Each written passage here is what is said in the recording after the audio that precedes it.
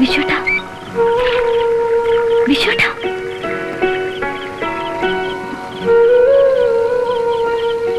നീ വിഷമിക്കാതിരിക്കുക.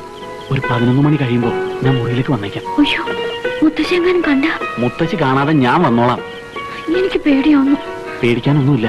മുത്തശ്ശിയും ഗുരുക്കളും ഉറങ്ങിക്കഴിഞ്ഞതിന് ശേഷം മാനേജ് ചെയ്തോളാന്ന് ലത ഏറ്റിട്ടുണ്ട്. മാനേജ് ചെയ്തോളാന്ന് ലത ഏറ്റ നിലയ്ക്ക് എന്ത് വിശ്വനാഥനോട് പറഞ്ഞ് എനിക്ക് ആ ജോലി ഒന്ന് ശരിയാക്കി തരണം. ഞാൻ പറഞ്ഞു നോക്കാം. ഓ, കുടിക്കാൻ കുറച്ച് ജീരവെള്ളം കിട്ടിയ തരക്കേടില്ല. കടുക്ക വെള്ളമാണ് കുറച്ചും കൂടി നല്ലതാ. എന്തുവാ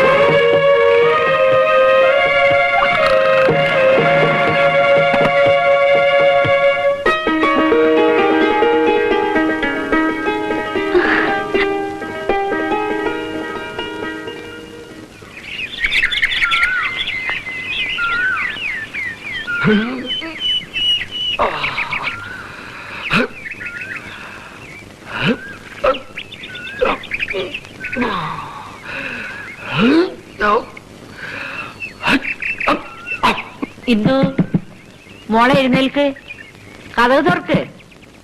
മോളെ ഇന്ദു, എഴുന്നേൽക്ക് മോളെ. ഇന്ദു. അയ്യോ, വിശ്വട്ടാ, വിശ്വട്ടാ, ഒന്ന് എഴുന്നേൽക്ക്. മുത്തശ്ശി വിളിക്കുന്നു. മുത്തശ്ശി.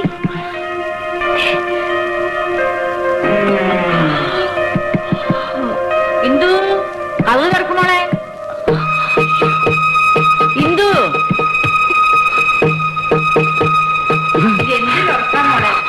കഥവ്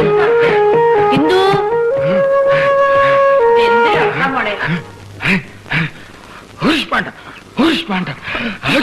പഴയ വീടാമാവ പൊളിഞ്ഞു വീഴും. ഞാൻ എന്റെ മുഴുവൻ ശക്തി കൊടുക്കണില്ല കുട്ടിയെ. കുട്ടി പൊക്കോളൂ. ആഞ്ജനേയ, കുട്ടി പൊക്കോളൂ.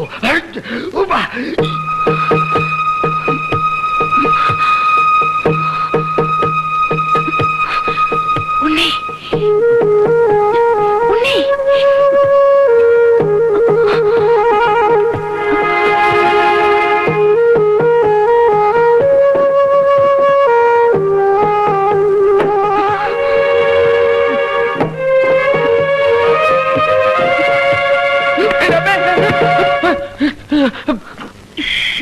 പോക്കരത്തനം കാണിക്കുന്നു. ഉണർത്താൻ വേണ്ടി കുത്തിയതാ. നിന്റെ വീട്ടിൽ ആളുകൾ ഉണർത്തുന്ന കമ്പിട്ട് കുത്തിയാ?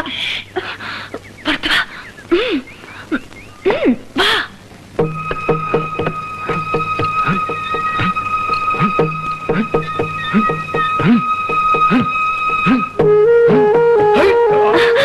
നന്നായിട്ടുണ്ട് അമ്മാവ. അമ്മാവന് ചാടി ഈ മച്ചിൽ തൊടാൻ പറ്റുമോ? 3-ാമത്തെ വയസ്സില് കച്ച കെട്ടി കളരിയിൽ ഇറങ്ങിയവരാണ് ഗുരുക്കൾ അമ്മാവൻ. മാമൻ ഈ മറ്റൊരു പ്രശ്നമല്ല.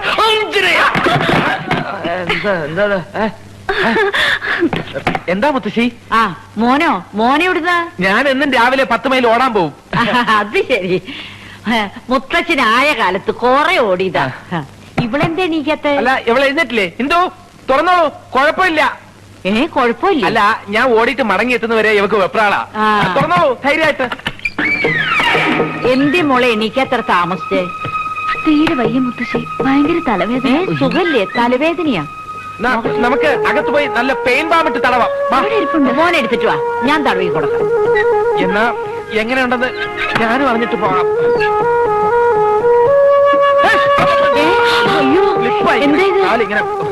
ഇങ്ങനെ തിരിക്കല്ലേ.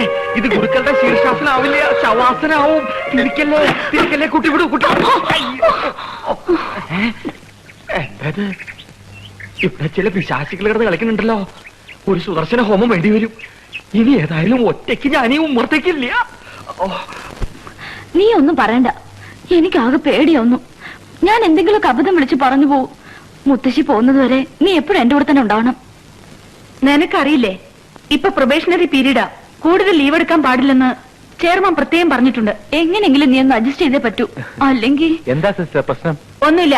ലതയുടെ ലീവിന്റെ കാര്യമാണോ? അതറിയാമെങ്കിൽ പിന്നെന്തിനാ ചോദിച്ചത്? ഇപ്പൊ എന്താ വേണ്ടേ? കുറച്ച് ദിവസത്തെ അവധി വേണം, അത്രയല്ലേ ഉള്ളൂ. ചെയർമാനും ഞാനുമായിട്ട് വലിയ അടുപ്പത്തില്ല. ലീവ് സാങ്ഷൻ ആയിക്കൊണ്ടുവരുന്ന കാര്യം ഞാൻ ഏറ്റു. അയ്യടാ, ഇയാള് പോയ ലീവിന് പകരം എനിക്ക് സസ്പെൻഷൻ ആവും കിട്ടാൻ പോകുന്നത്. അങ്ങനെയാണെങ്കിൽ അത് വിധിയാണെന്ന് കരുതി സമാധാനിച്ചാൽ മതി, അല്ലേ സിസ്റ്റർ? സിസ്റ്റർ ഇവരെ ഇന്ന് ഓഫീസിലേക്ക് വിടണ്ട. ലീവ് പാസ്സായിക്കൊണ്ടേ ഞാൻ വരൂ. എന്താ കാര്യം? സാർ, തുറന്നു പറയാൻ മടിയും നാണവും ചമ്മലും ഉണ്ട്. ഇത്രയൊക്കെ ഉണ്ടെങ്കിൽ പിന്നെ പറയണോ? പിന്നെ വൈഫിന് കുറച്ചു ദിവസത്തെ ലീവ് വേണമായിരുന്നു. ഇത് പറയാനാണോ ഇത്ര നാളും?